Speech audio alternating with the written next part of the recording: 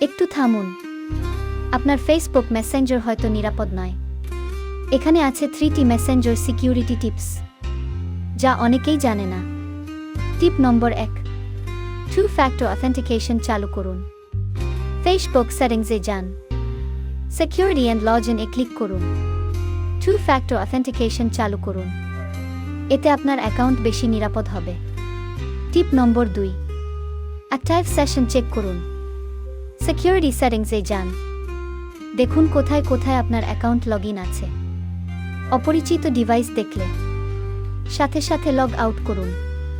টিপ নম্বর 3, message request নিয়ন্ত্রণ করুন। Messenger settings খুলুন, প্রাইভেসি অ্যান্ড সেফটি এ যান।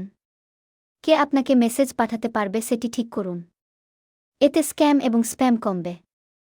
আপনার মেসেঞ্জার এ অনেক ব্যক্তিগত তথ্য থাকে। আজই নিরাপদ করুন।